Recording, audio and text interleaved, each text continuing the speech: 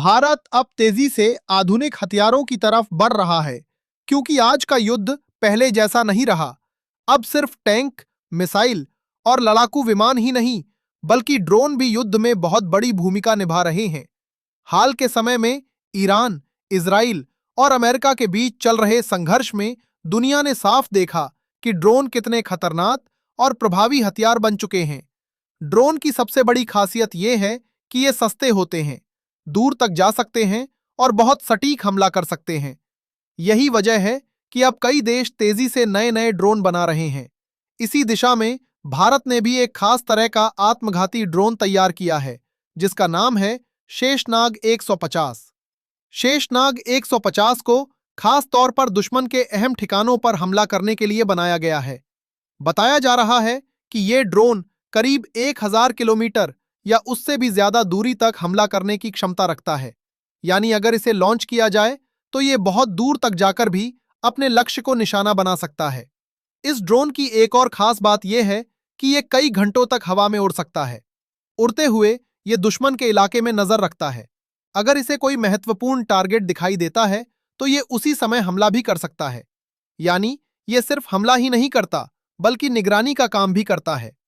शेषनाग 150 की सबसे खतरनाक ताकत इसकी झुंड में हमला करने की क्षमता है। आसान भाषा में समझें तो कई ड्रोन एक साथ उड़ सकते हैं और दुश्मन के इलाके में घुस सकते हैं। जब एक साथ कई ड्रोन अलग अलग दिशाओं से हमला करते हैं तो दुश्मन की एयर डिफेंस प्रणाली के लिए उन्हें रोकना बहुत मुश्किल हो जाता है।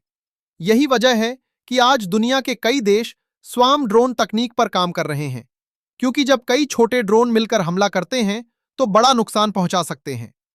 तकनीकी रूप से भी शेषनाग 150 को काफी उन्नत माना जा रहा है। इसे इस तरह से बनाया गया है कि ये कम से कम इंसानी मदद के साथ काम कर सके। यानी ये खुद टारगेट की पहचान कर सकता है, उसका पीछा कर सकता है और सही समय पर हमला भी कर सकता है। इस ड्रोन में लगभग 25 से 40 किलो तक का विस्फोटक लगाया जा सकता है।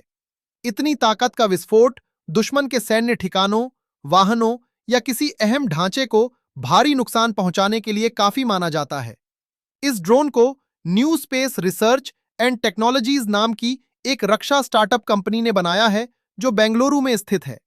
जानकारी के मुताबिक इस ड्रोन की पहली टेस्ट फ्लाइट करीब 1 साल पहले की गई थी। इसके बाद सेना की जरूरत को देखते हुए इसके विकास पर तेजी से काम किया जा रहा है। शेषनाग 150 में एक खास सॉफ्टवेयर सिस्टम भी लगाया गया है, जिसे मदर कोड कहा जाता है। यह सिस्टम सिर्फ एक ड्रोन को ही नहीं, बल्कि उससे जुड़े कई दूसरे ड्रोन को भी नियंत्रित कर सकता है। इससे सभी ड्रोन मिलकर एक टीम की तरह काम कर सकते हैं। कुल मिलाकर देखा जाए तो शेषनाग 150 को भविष्य के युद्ध को ध्यान में रखकर बनाया जा रहा है, क्योंकि आने वाले समय में ड्रोन और स्वार्म तकनीक युद्ध का तरीका पूरी तरह बदल सकती है। अब सवाल यह है कि क्या भारत का यह ड्रोन आने वाले समय में युद्ध की तस्वीर बदल सकता है? आपका इस पर क्या कहना है? कमेंट करके जरूर बताइए।